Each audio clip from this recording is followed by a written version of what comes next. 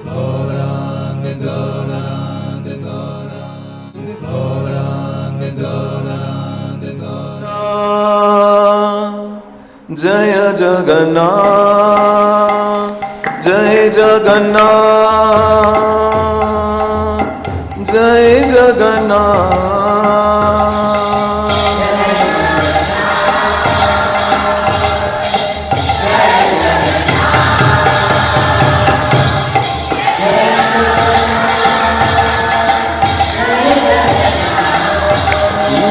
जय बलदेव जय सुभद्रा, जय बलदेव जय Subhadra.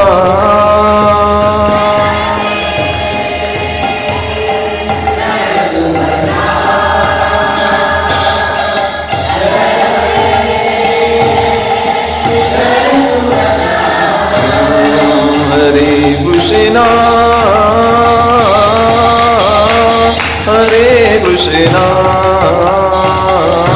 Hare Krishna, Krishna Krishna, Hare Hare, Hare Rama, Hare Rama, Rama Rama, Hare Hare. Hare Krishna, Hare Krishna, Krishna Krishna, Hare Hare, Hare Rama, Hare Rama, Rama Rama, Hare Hare.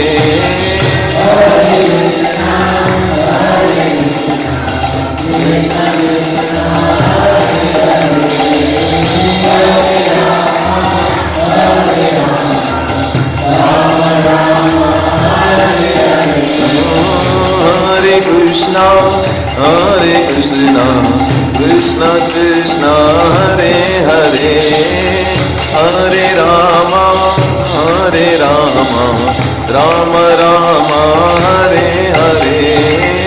Hare Krishna,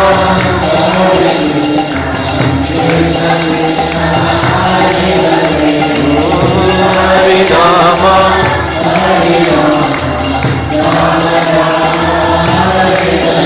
Hare Krishna, Hare Krishna, Krishna Krishna, Hare Hare, Hare Rama, Hare Rama, Rama Rama, Hare Hare. Hare Krishna,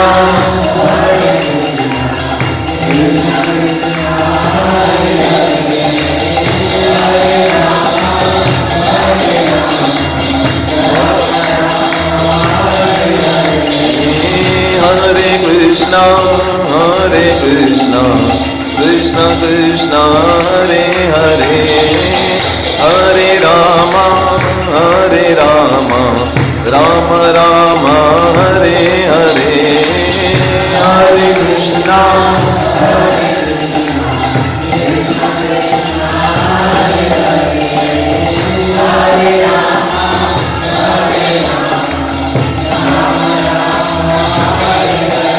Bhaja Gauranga, Gauranga, Gauranga, Gauranga, Gauranga, Bhaja Gauranga, Gauranga, Gauranga. Nitai Gaura Hari Bol, Hari Bol, Hari Bol, Hari Bol.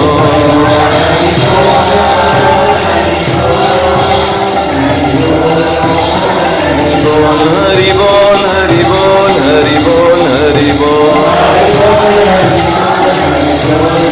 Bol, Hari Bol, Hari Bol, Hari Bol, Hari Bol.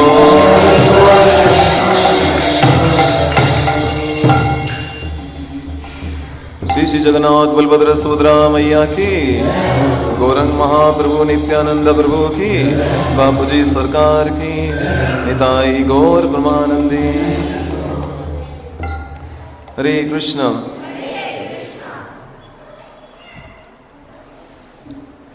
तो last time हमने भगवान जगन्नाथ जी के धाम पुरी जगन्नाथ जी के विषय में और भगवान जगन्नाथ जी के विषय में संक्षेप में श्रवण किया था। उसी को कंटिन्यू करते हुए कल, किसी को पता है क्या है, कुछ विशेष है कुछ? पक्का? कहाँ पे? तो सीक्रेट खोल रही। हाँ, कल बहुत जगहों पे रथ यात्रा है। कुछ नाम ऐसे जुड़ गए कि हाँ, कल जगन्नाथपुरी में रथ यात्रा है और भी भारत के बहुत सारे शहरों में जगन्नाथ रथ यात्रा है। मोस्टली रथ यात्रा के विषय में सबने ये सुना होगा कि रथ की रस्सी को थामने का बड़ा महत्व है, यही ना, कि एक बार जो रथ की रस्सी को थाम लेगा पुनर्जन्म न विद्यते, उसका पुनः जन्म नहीं होगा। ठीक है।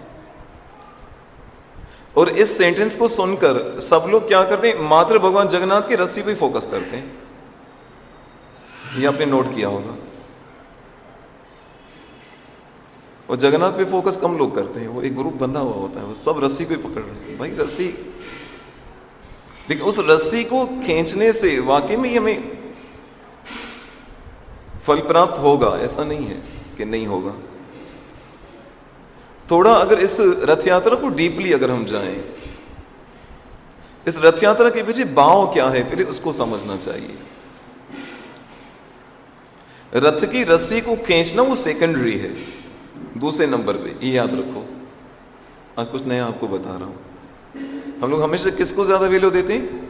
चलो चलो रस्सी को पकड़ लो, ठीक है, वो सेकेंडरी है, सेकेंड नंबर पे। फर्स्ट क्या होना चाहिए, उसके पीछे भाव क्या है उसको समझना चाहिए। क्योंकि चैतन्य महाप्रभु ने जब, क्योंकि रथ यात्रा तो हजारों सालों से चली आ रही है, लेकिन 550 साल पहले जब चैतन्य महाप्रभु ने इस रथ यात्रा में हरिनाम संकीर्तन अपने भक्तों के सहित किया, तो उस समय वास्तव में मालूम पड़ता है कि रथ यात्रा कहते किसको है। कि उस समय चैतन्य महाप्रभु का जो भाव था, उस भाव को अगर हम समझ गए तो वास्तव में उस दिन हमारी रथ यात्रा है। किस प्रकार चैतन्य महाप्रभु उस रथ के सामने नृत्य करते हुए भगवान जगन्नाथ को नृत्य करके ले जा रहे हैं। अच्छा, चैतन्य महाप्रभु वास्तव में कौन है, किसको पता है? जरा हाथ उठाओ। चैतन्य महाप्रभु वास्तव में कौन है? हाँ नम्रता, कृष्ण है। और हाँ,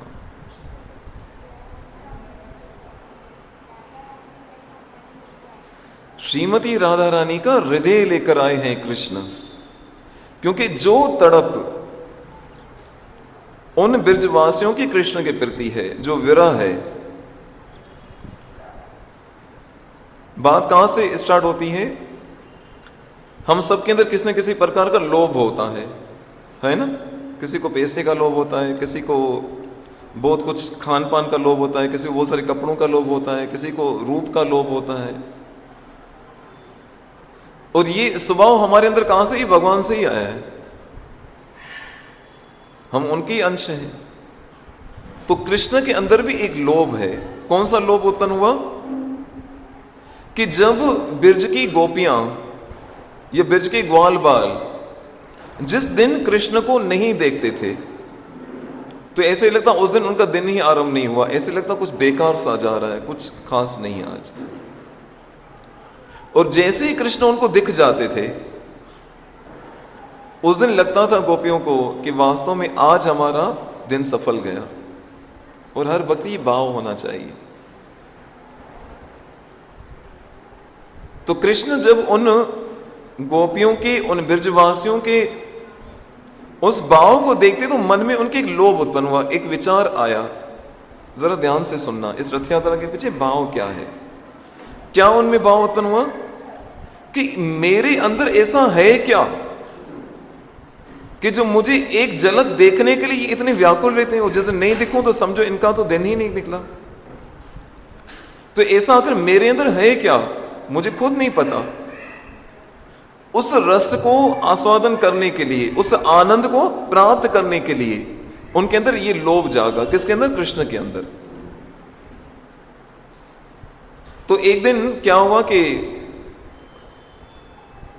यशोदा मैया के आंगन में कृष्ण माखन चोरी के बहाने से सीधा माखन के स्टोर में घुस गए और सीधा उस माखन के स्टोर में घुसे जहां बहुत सारा माखन ऐसे मटकियां भरी पड़ी हैं। तो उस स्टोर रूम में क्या था, ऐसे बहुत सारे पिलर लगे थे, स्तंभ थे, और उन स्तंभ पे क्या कई प्रकार की मणियां लगी हुई थी। वो नकली वाली नहीं है, असली वाली। भारत को क्या समझा है, वो तो महमूद गजनवी आया था, उसने 17 बार आक्रमण किया, ऊंट 100 ऊंट भर के लेके गया, आकर में उठा नहीं पाया, सारे हीरे मोती में छोड़ के गया था। असली वाली मणियां समझो। ये पेपर की प्लेट में खाने वाले हमको बोलते हैं कि एडवांस हो गए हम लोग, क्या बात। तो कृष्ण उस स्टोर रूम में चले गए और माखन चोरी करते करते एक उस स्तंभ, उस पिलर के सामने खड़े हो गए। अब उस पिलर के अंदर क्या था, मणियां लगी थी और जैसे मिरर होता, आईना होता है। तो कृष्ण ने उस मिरर में, उस पिलर के अंदर देखा कि इस स्टोर रूम में एक और भी चोर घुसा हुआ है। सुन रहे हो मेरी बात, खासकर बच्चा पार्टी। ये फ्यूचर का भविष्य है और मैं ज्यादा फोकस इन पे ही करना चाहता हूँ। और इतना अच्छा लग रहा था जब ये कीर्तन कर रहे थे, इनकी एक्साइटमेंट, ये जब आगे बढ़ते हैं ना और हृदय से दुआ निकलती है। तो कृष्ण उस समय उन मणियों के स्तंभ को देखा तो वहां पर उसको एक और चोर दिखा, और वो चोर कैसा था, सेम टू सेम कृष्ण जैसा। वही मोरपंख, वही हाथ में माखन का गोला और वही पीतांबरी। तो कृष्ण उसको देखकर क्या हो गए, भयभीत हो गए और उससे बातें करने लगे। वे चोर कहीं के, तू इधर क्या कर रहा है?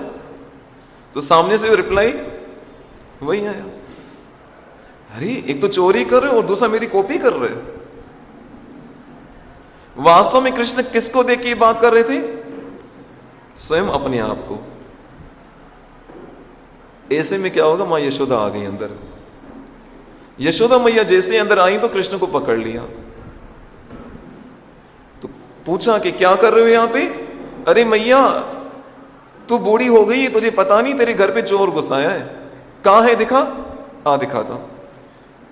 और मैया को लेके वो सीधा उस मणियों के पिलर के सामने खड़ा कर दिया, देखो इसमें चोर। अब कृष्ण ऐसे करें तो वो सामने रिफ्लेक्शन भी ऐसा है। तो मां यशोदा लाला के चतुराई पे थोड़ा सा मुस्कुराई भी और उसके इनोसेंट पन पे थोड़ा सा उनको आनंद आने लगा और कहा कि लाला ये चोर नहीं, ये तू ही है। अच्छा मैं ही हूं, अच्छा सॉरी। पर उस समय जो कृष्ण ने पहली बार अपना रूप उस मणियों के अंदर देखा तो अपने ऊपर मोहित हो गए कि अरे मैं इतना सुंदर हूं। तभी ये जो ब्रज की गोपियां, ब्रज के ग्वाल बाल मेरी एक झलक पाने के लिए क्या करती, तरसती हैं। तो जब वो मुझे देखती हैं तो उनको जो आनंद आता है, जो उनके अंदर भाव उत्पन्न होता है, तो कितना उनको आनंद आता होगा। काश ये आनंद मैं भी ले पाता। जैसे मान लो ये मैंगो का सीजन होता है, सबसे टॉप मोस्ट जो आम होता है, मीठे से मीठा, और ये प्रकृति का नियम है। जाड़ के ऊपर जो फल लगता है, क्या जाड़ उस फल को खुद खा पाता है? कभी उसका टेस्ट नहीं ले पाता। समुद्र के अंदर इतने सारे हीरे मोती होते हैं, क्या उसका वो खुद उपयोग कर पाता है? नहीं। कोई व्यक्ति बहुत सुंदर हो तो क्या उस सुंदरता का खुद आस्वादन कर पाएगा? कभी नहीं। पर कृष्ण के अंदर ये इच्छा उत्पन्न हुई कि अरे मैं इतना सुंदर हूं, ये मुझे देख के इनको इतना आनंद आता है, तो ये आनंद जो इनको प्राप्त हो रहा है मुझे कैसे प्राप्त होगा। और उन गोपियों में भी सबसे ज्यादा जो आनंद किसको प्राप्त होता है कृष्ण को देखने में? हमारी लाडली सरकार जो को, श्रीमती राधा रानी सरकार की, उनको। बस चोर तो वो है वैसे, ये तो पता है ना, और इस जैसा चोर दुनिया में कोई नहीं। और किसी का चित्त चुराने में तो देर नहीं लगती उनको। इसीलिए किसी कवि ने एक उनको व्यंग कसा, ताना मारा, टोंट किया कि लाला अच्छा है तो नंद का लाला बन के आया है, यानी उनका पुत्र बन के आया है। तो नंद का लाला बन के आया है तो हजारों लोग यहां पर क्या है, अपनी गर्दनें कटवाने को तैयार खड़े हैं, लाखों लोग, और करोड़ों तो लाइन में लगे हैं। तू नंद का लाला बन के आया है, तो लड़का बन के आया है, तो अगर तू नंद की लल्ली बन के आता, लाली बन के, उनकी बेटी बन के आता, तो पता नहीं क्या होता इस दुनिया का। बोले कृष्ण इतने सुंदर हैं, इसलिए तो वो गाया ये सूरदास जी ने, अदरम मधुरम मधुरम मधुरम मधुराधिपते अखिलम मधुरम। उनका बोलना, उनका हंसना, उनका चलना, उनका अंग अंग क्या है, मधुर है। तो वही लोभ कृष्ण के मन में आया कि इस आनंद का अनुभव मैं कैसे करूं, और उस आनंद का सबसे ज्यादा अनुभव कौन करती है, श्रीमती राधा रानी। वो चोरी करने में तो एक्सपर्ट है, वो कृष्ण सीधा राधा रानी के हृदय में उनका हृदय चोरी कर लिया। और स्वयं जो शरीर है कृष्ण, वो जो चैतन्य महाप्रभु का, वो किसका है, कृष्ण का। तो चैतन्य महाप्रभु का हृदय जो है ना, वो राधा रानी का है। इससे जब जगन्नाथ भगवान के रथ के सामने चैतन्य महाप्रभु नृत्य करते हैं, तो उस समय चैतन्य महाप्रभु को, यानी कि कृष्ण को, वो कुरुक्षेत्र की याद आती है कि जब भगवान श्री कृष्ण वृंदावन से मथुरा के लिए गए और ये वचन देके गए थे कि मैं पुनः लौटकर आऊंगा, क्योंकि ब्रज की तो श्वास श्वास कृष्ण के कारण चलती है। परंतु जैसे ही कृष्ण मथुरा में पहुंचे और कंस का वहां पर वध किया, और कंस का वध करने के बाद मथुरा में एक जगह है विश्राम घाट, वहां पे विश्राम कर रहे थे, तो उनको विचार आया कि मैं ब्रजवासियों को तो वचन देकर आया हूं कि मैं वापस आऊंगा, परंतु कंस का वध करने के बाद तो अब तो मेरे इतने सारे शत्रु हो गए हैं कि अगर मैं वृंदावन गया और कंस के जो साथी हैं, जरासंध आदि जो दूसरे जितने भी हैं, कालीवन, उन सबको मालूम पड़ा कि ब्रजवासी मुझसे इतना प्रेम करते हैं, मेरी जान उनमें पड़ी हुई है, अगर मैं वृंदावन गया तो मेरे ब्रजवासियों पे बड़ा कष्ट आएगा, इससे अब मैं वृंदावन वापस नहीं जाऊंगा। फिर 100 साल के बाद जब कुरुक्षेत्र में, जो लास्ट टाइम मैंने आपको ये कथा बताई थी कि किस प्रकार वसुदेव जी ने बहुत बड़ी यज्ञ का आयोजन किया कुरुक्षेत्र में, जो हरियाणा में पड़ता है, दिल्ली से थोड़ा आगे, तो वहां पे ब्रजवासी भी आए थे और द्वारिकाधीश कृष्ण भी वहां पर आए थे। तो उन ब्रजवासियों के मन में तो वही कृष्ण की छवि बसी थी जो वृंदावन के अंदर थी, ग्वाल बाल के स्वरूप में, नटखट कृष्ण के स्वरूप में। पर यहां कृष्ण के स्वरूप में थे द्वारिकाधीश के स्वरूप में, मोरपंख नहीं, उसकी जगह में सोने का मुकुट है, हाथ में बंसी नहीं, एक शत्रु जैसी वेशभूषा है, और चारों तरफ जो ग्वाल बाल घेर के बैठे होते थे, वहां तो बड़े बड़े राजा महाराजा कृष्ण को घेर के बैठे हैं। और उस समय श्रीमती राधा रानी, उन गोपियों ने जब कृष्ण के इस स्वरूप को देखा रथ पे बैठे हुए, तो उनका एक संकोच हो रहा था, हेजिटेट हो रहे थे कि नहीं, हमें तो वो कृष्ण चाहिए जो थोड़े से माखन के लिए क्या हो, ठुमक ठुमक के नाचे। हमें तो वो कृष्ण चाहिए जिसको मां यशोदा ने अपनी डोरी से बांध दिया था, वो दामोदर कहलाए थे। हमें तो वो कृष्ण चाहिए जिसने हमारी रक्षा के लिए करके क्या किया, इसने गिरिराज गोवर्धन को 7 दिन तक धारण किया था। हमें तो वो कृष्ण चाहिए जो हमारा है। और उस समय उस राज वेशभूषा में उन गोपियों ने कृष्ण को देखा, तो उनसे ये, उनका ये जो भाव है सहन नहीं हुआ, और हृदय हृदय में कृष्ण को कह रही थी कि चलो कृष्ण, ये जगह हमारे लिए उपयुक्त नहीं है, तुम चलो वृंदावन। नहीं, हमें वो वृंदावन वाला कृष्ण चाहिए। अच्छा, कितने प्रकार के कृष्ण है? एक वृंदावन वाला कृष्ण, एक मथुरा वाला कृष्ण, और एक द्वारिका वाला कृष्ण। वो तीनों में बहुत अंतर है। इस टॉपिक में तो पूरे 3 सत्संग, बहुत बड़ा सत्र हो सकता है, 2-2, 3-3 घंटे का, कि वृंदावन के कृष्ण की क्या उसमें अलग विशेषता है, और मथुरा के कृष्ण में क्या विशेषता है, और द्वारिका में उसकी क्या विशेषताएं हैं। वो 3 डिग्री होती है ना इंग्लिश में, सुपर, क्या बोलते हैं इसको? हाँ, थोड़ा जोर से बोलो। हाँ, पॉजिटिव, कंपैरेटिव और सुपरेटिव। हाँ, ये तो ऐसे ये जो बिरज का जो रस है वो भी 3 प्रकार का है। जैसे द्वारिका का जो रस है वो मधुर है, आसान शब्दों में सुनाऊं तो जो द्वारिका का रस है, जो आनंद जो द्वारिकावासी लेते हैं, वो क्या है? वो मधुर रस है। यानी वहां आप देखोगे ना तो कृष्ण को किसके साथ जोड़ा गया? रुक्मणी के साथ। ऐसे बोलते हैं, बोलिए रुक्मणी द्वारिकाधीश की। बस वहां कभी ऐसे कभी बोलो कि विश्वभानु जी की जमाई की जय हो। राधा रानी से जोड़ के देखो, द्वारिकाधीश द्वारिकावासी वो आपको चिल्लाएंगे आपके ऊपर। तो द्वारिका का रस, वो आनंद जो भक्ति का रस लेते हैं, वो क्या है? मधुर है। फिर इससे ऊपर क्या है? मथुरा का रस, उसको कहते हैं मधुरतर। उससे भी श्रेष्ठ अगर है तो वृंदावन है, मधुरतम। जहां सीमा ही समाप्त हो जाती है, वह कृष्ण भी हार जाते हैं उनके प्रेम के सामने। नहीं, तुम्हारे प्रेम का रण तो मैं कभी उतार ही नहीं पाऊंगा आप। और उस समय कुरुक्षेत्र के अंदर उन सारे ब्रजवासियों को वो ब्रज का कृष्ण, जो वृंदावन का कृष्ण है, वो उनको चाहिए था। और कृष्ण उस समय मर्यादा में थे, उस समय वेशभूषा में थे, द्वारिकाधीश में थे, द्वारिकाधीश की वेशभूषा में थे। वो प्रोटोकॉल होता है ना एक। अब उस समय कैसे जाके उन ग्वाल बालों के साथ जाए? वो जाएंगे तो ग्वाल बाल तो पूरा उनको सारा मुकुट वुकुट उतार देंगे। ये क्या पहना हुआ है? चल मोरपंख पहन। ये क्या रथ पे बैठो, चलो मस्त गाइयां चराने। तो उन ब्रजवासियों के उस भाव को कृष्ण भी समझ रहे थे और कृष्ण स्वयं भी चाह रहे थे कि नहीं, मुझे खुद इसमें मजा नहीं आ रहा। जबकि द्वारिका में रहते हैं रुक्मणी के साथ, अन्य पटरानियों के साथ, पर रात्रि में जब विश्राम करते हैं तो उनके श्वास श्वास में क्या शब्द निकलता है? श्री राधे श्री राधे श्री राधे। वो रुक्मणी माता, अन्य पटरानियां हैरान हो जाती हैं, सारा दिन सेवा हम इनकी करती हैं, लेकिन सपने में भी याद किसको करते हैं? ये राधा रानी है कौन?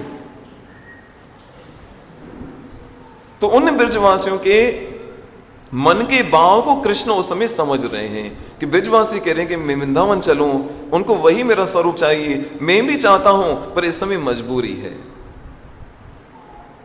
और उसी भाव को स्मरण करके आज भी ये रथ यात्रा निकाली जाती है, जिसमें ये भाव हमारा होता है कि हमारा जो मन है वो कैसा है? वो एक रथ की तरह है। क्योंकि विग्रह स्वरूप में ना, मूर्ति स्वरूप में, विग्रह स्वरूप में कृष्ण पूरी तरह से अपने भक्त के अधीन हो जाते हैं। और विग्रह स्वरूप में जगन्नाथ जी का जो स्वरूप है विशेषकर, वो क्या है पता है? वो वृंदावन के प्रेम के अंदर पिघला हुआ स्वरूप है, जो वृंदावन जाने के लिए तरस रहा है, कोई मुझे वृंदावन लेकर चले। और जब रथ की रस्सी को हम खींचते हैं ना, तो उसमें यही हम रस्सी खींचते हैं कि हम अपने जगन्नाथ को, जो कि वृंदावन जाने के लिए तरस रहे हैं, उसको कहां लेके जा रहे हैं? आइए प्रभु, मेरा जो मन है ना, उस रथ, उसको रथ समझ लीजिए, आप उस पर विराजमान हो जाइए, मैं आपको लेके चलता हूं वृंदावन। और इस भाव से जब भक्त रस्सी खींचते तो जगन्नाथ भगवान उस समय रथ पे बैठते ना, आपने देखा होगा, कई लाइव देखना, कल ये चलेगा रथ जगन्नाथपुरी से, तो जगन्नाथ ऐसे ढोलते हुए आते हैं, ऐसे गिरते पड़ते नहीं, वो खुशी के मारे उछलते हुए हो रहे हैं, नाच रहे होते हैं कि भक्त मुझे कहां लेके जा रहे हैं? वृंदावन लेके जा रहे हैं। इसी रथ की रस्सी को पकड़ते समय ये प्रार्थना करनी चाहिए कि प्रभु मेरा मन, उसको अब रथ समझ लो, आप इसमें बैठ जाओ, आप वृंदावन जाना चाहते हो ना, चलो मैं आपको लेकर चलता हूं। खाली इतना बोल दिया ना, भगवान जगन्नाथ कहेंगे मैं तो तेरा ऋणी हो गया। वो सही में विग्रह स्वरूप में ठाकुर जी तरसते हैं। ये तो देखो 5000 साल पहले की लीला है। आप लोग हो सकता है कि वृंदावन में परिक्रमा में गए हो, तो वहां पर 2 भगवान जगन्नाथ जी के मंदिर हैं, 2 जगन्नाथ जी के मंदिर हैं। एक जगह पे अकेले जगन्नाथ जी बैठे हैं और एक जगह पे जगन्नाथ बलदेव सुभद्रा जी, उसको जगन्नाथपुरी कहा गया है वृंदावन का। अब दोनों के पीछे बहुत श्रेष्ठ लीलाएं हैं, जो अभी भाव क्या बता रहा हूं कि उसमें कृष्ण चाह रहे हैं कि मैं वृंदावन जाऊं, कोई भक्त मुझे लेकर जाए। अब इस भाव को पूरा करने के लिए कई प्रकार की लीलाएं करते हैं जगन्नाथ जी। अपनी परिक्रमा में ये दोनों जगन्नाथ जी के मंदिर के दर्शन किए कि नहीं किए? अच्छा, कितने लोग वृंदावन गए? पहले हाथ तो उठाओ जरा। अभी बेचारे कुछ बैठे होंगे पढ़े लिखे लोग जो नहीं गए होंगे। हाँ, दोनों हाथ उठाओ तो मुझे दिखे जरा। शाबाश, लगभग ज्यादा करके लोग गए। अच्छा ठीक है। अच्छा, उस परिक्रमा में भगवान जगन्नाथ के किसने दर्शन किया? अब हाथ उठाओ, देखो कितने हाथ ऊपर हैं। अभी पहले सबके ऊपर थे, अब किसकी उंगली उठ रही है, किसका हाथ उठ रहा है? गए कि पता नहीं गए। तो उस जगन्नाथपुरी के, सॉरी, वो जो परिक्रमा में हम जाते हैं, वो भगवान जगन्नाथ के 2 मंदिर हैं और दोनों का संबंध वहीं से, जगन्नाथपुरी से। अब दोनों के पीछे बहुत सुंदर लीला है। कल रथ यात्रा है तो मैं भाव भाव में आपको इसके विषय में ही बता रहा हूं। चलो एक जो जगन्नाथ जी का मंदिर उसके विषय में बताता हूं कि वहां जगन्नाथ भगवान आए कैसे, जहां सिंगल में अकेले जगन्नाथ बैठे होते हैं। चैतन्य महाप्रभु के पार्षदों में एक है मुरारी गुप्त। क्या नाम है? मुरारी गुप्त। और उनको हनुमान जी का अवतार कहा गया है। ये लीला कब की है? 550 साल पहले की, जो अभी बता रहा हूं। और बताना क्या चाह रहा हूं कि विग्रह स्वरूप में भगवान वृंदावन जाना चाहते हैं जगन्नाथ के स्वरूप में। आप लेके जाओगे तो वो आपके साथ चल पड़ेंगे, तो खुद ही नहीं गए तो क्या कर जाओगे। तो मुरारी गुप्त जो चैतन्य महाप्रभु के एक पार्षद हैं, वो उड़ीसा में रहते थे। और वो जो जगन्नाथ आज परिक्रमा में हैं, वो मुरारी गुप्त के ससुर के जगन्नाथ जी हैं। उन मुरारी गुप्त के मन में ये विचार आया कि मैं जाऊं एक बार वृंदावन के दर्शन करके आऊं। अब ये सोचा तो उनके ससुर के जो जगन्नाथ जी है ना, जो हम देखते हैं परिक्रमा में, सनी आपने देखे हैं ना? हाँ, मेरा तो बेस्ट ठिकाना है, जब भी जाता हूं रोक लेते यहां बैठ जाओ। तो वो मुरारी गुप्त के ससुर जो है, वो उस मुरारी गुप्त के यानी मुरारी गुप्त के ससुर के जो जगन्नाथ, ये जगन्नाथ जी उनके ससुर के घर पे थे। वो मुरारी गुप्त के सपने में आते हैं कि तुम वृंदावन जा रहे हो। मुरारी गुप्त ने कहा वृंदावन जा रहा हूं, हाँ मैं वृंदावन जा रहा हूं। और याद रखना, कल ही मुझे किसने कॉल की कि प्रभु जी मुझे पता नहीं कि सपने में जगन्नाथ जी आए, इसके बाद क्या हुआ मुझे नहीं पता। मैंने बेटा जब आपके सपने में गुरु और कृष्ण आए तो वो सपना होता ही नहीं, वो वास्तव में होते हैं। तो मुरारी गुप्त के सपने में वो स्वयं जगन्नाथ जी आए और कहा कि तुम वृंदावन जा रहे हो और अकेले, मैं भी साथ चलूंगा। मुरारी गुप्त सवेरे उठे और अपने ससुर से कहा कि ये आपके जगन्नाथ मेरे सपने में आए और ऐसे ही कहा है कि तुम वहां वृंदावन जा रहे हो तो मुझे भी लेकर चलो, अब आपकी आज्ञा हो तो फिर मैं इनको लेके जाऊं। कथा तो विस्तार में समय के अनुसार संक्षेप में बता रहा हूं। उनके ससुर ने परमिशन दे दी कि ठीक है आप जगन्नाथ जी को लेकर जाओ। अब उस समय ट्रांसपोर्टेशन के इतने बड़े तो सोर्सेस होते नहीं थे। तो मुरारी गुप्त वहां से जैसे जैसे करके भगवान जगन्नाथ को वृंदावन लेकर आए विग्रह स्वरूप में। ऐसे कभी आपके मन में ऐसे ठाकुर जी के सामने बैठे बैठे कोई विचार आए ना, आज मुझे ये वाले वस्त्र पहनाओ, आज मुझे ये खिलाओ, आज मुझे ये करो। परमात्मा स्वरूप में कृष्ण तो अंदर बैठे हैं ना, वो कहीं ना कहीं आपको संकेत दे रहे हैं, कुछ बोल रहे हैं, कुछ कह रहे हैं। ऐसे कई ऐसी लीलाएं हुई हैं मेरे जीवन में, ऐसी लीलाएं हैं ऐसी जो मैंने अपनी आंखों से देखी, जो भक्तों को ठाकुर जी स्वयं उनको संकेत दिए हैं। उसको इग्नोर मत करना, कहीं ना कहीं ठाकुर जी आपको कुछ प्रेरणा दे रहे हैं। तो मुरारी गुप्त तो जगन्नाथ जी को लेके वृंदावन में कई जगह दर्शन करते करते करते उस परिक्रमा मार्ग में उस स्थान पे पहुंचे जहां अभी वो जगन्नाथ जी विराजमान है।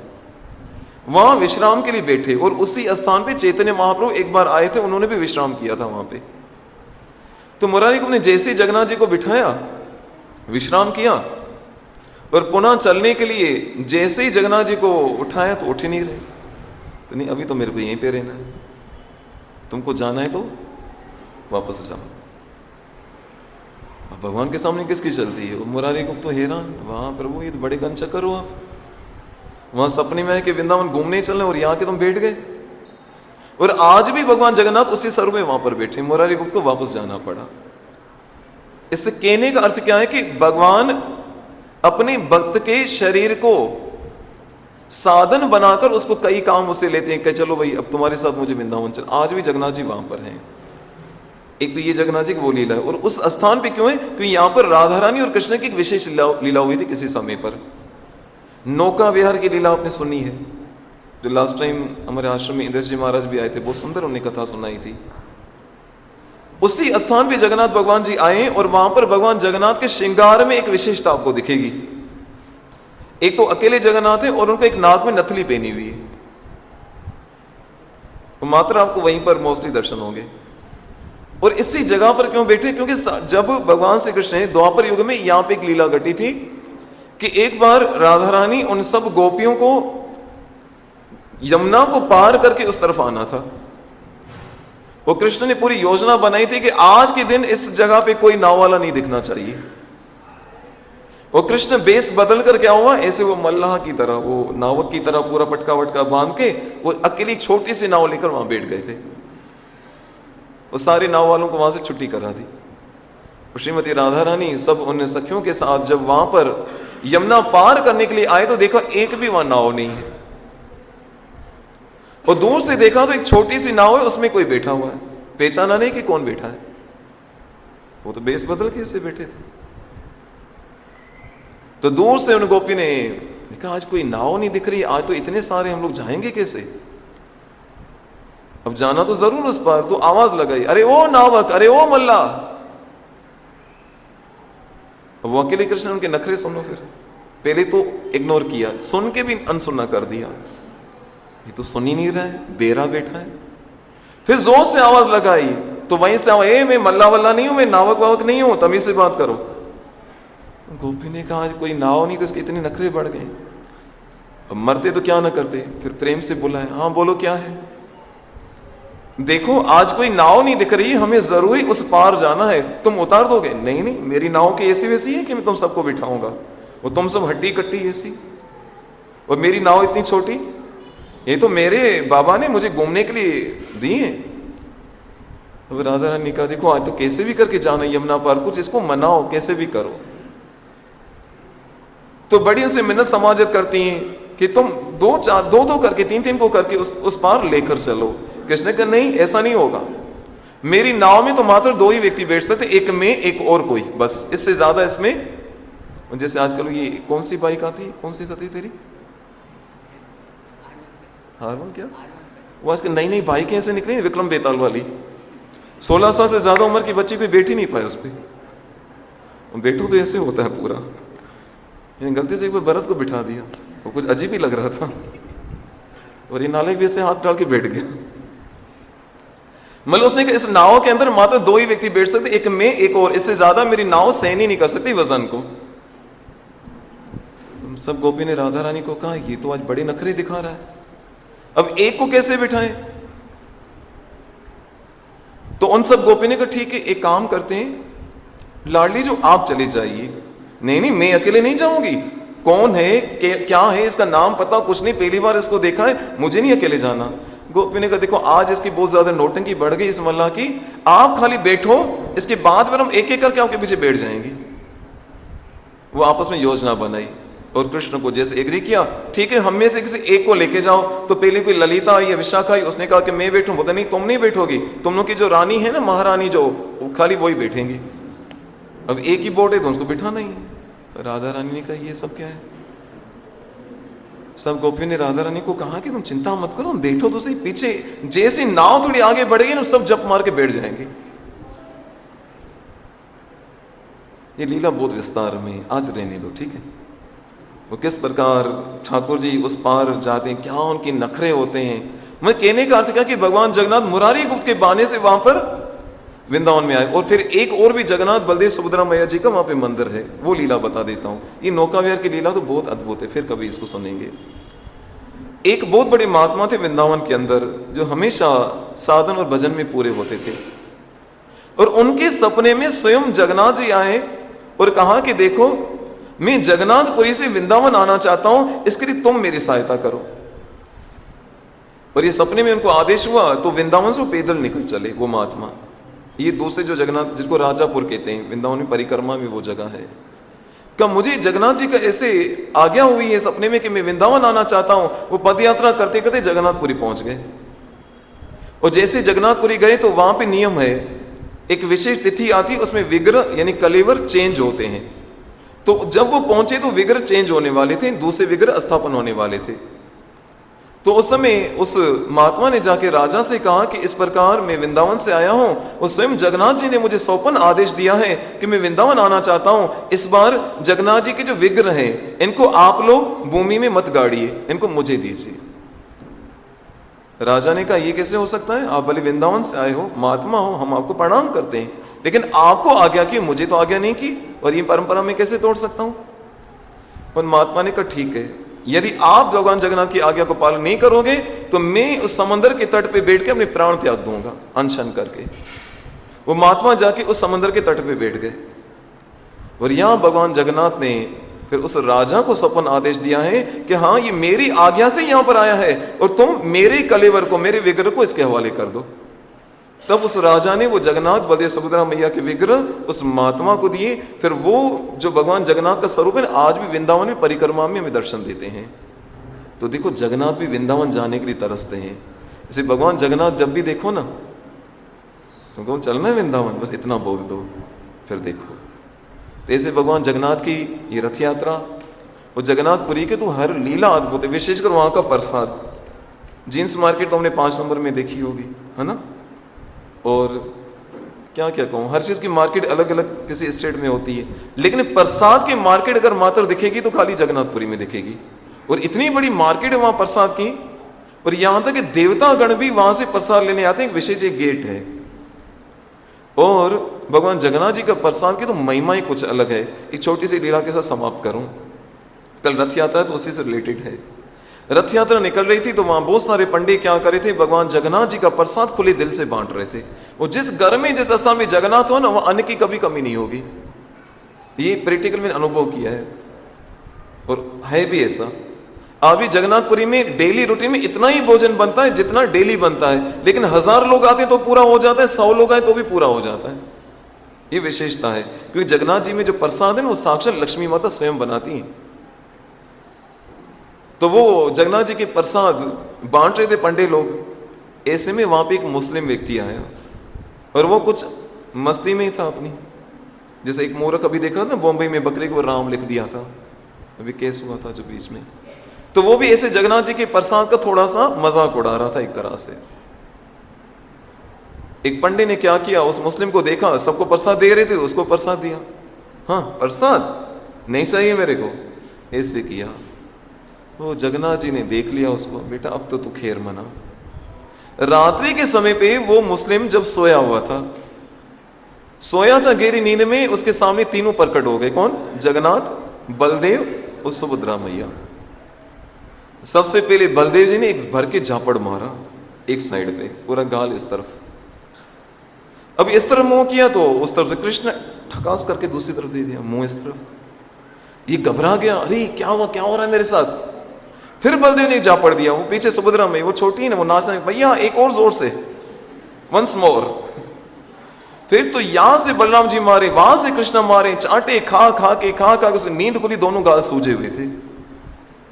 वो फिर रथ यात्रा तो आपको पता है, कभी 2 दिन चलती, कभी 3 दिन चलती है। वो सुबह सुबह जल्दी उठा जाके उस रथ के सामने प्रसाद जो बांटा जा रहा था, उस पंडित के सामने हाथ जोड़ के खड़ा हो गया, प्लीज मुझे प्रसाद दे दो, तुम तो वही हो ना, कल जो प्रसाद का मना किया था। बोले मना किया तब तो ये हाल हुआ है, अब दे दो मेरे को प्रसाद।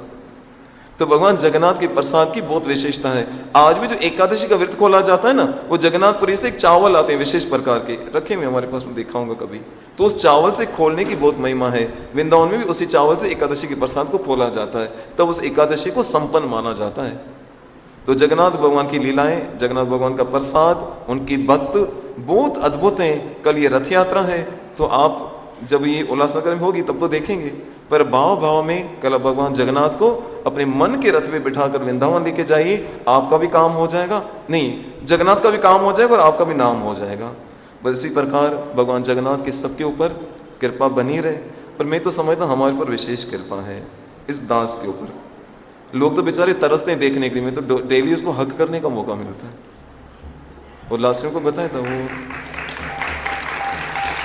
और इससे बड़ी और कृपा क्या हो सकती है एक पति को। जगन्नाथ जी का एक नाम है पतित पावन जगन्नाथ। अब तुम्हें बहुत सारी लीलाएं याद आ रही हैं, लेकिन घड़ी अपना टाइम पूरा कर चुकी है। इसी मंगल कामना के साथ भगवान जगन्नाथ की रथ यात्रा की आपको बहुत बहुत बधाई हो। और कल भगवान जगन्नाथ के इस रथ के उत्सव को भाव भाव से मनाइए, कि भगवान जगन्नाथ हमारे भाव को स्वीकार करते हैं ज़रूर। इसी मंगल कामना के साथ ये जितने बच्चे हैं, मेरा परिवार ऐसी कृष्ण भक्ति में आगे बढ़े और चैतन्य महाप्रभु के इस मिशन में लगकर अपने जीवन को सफल करें।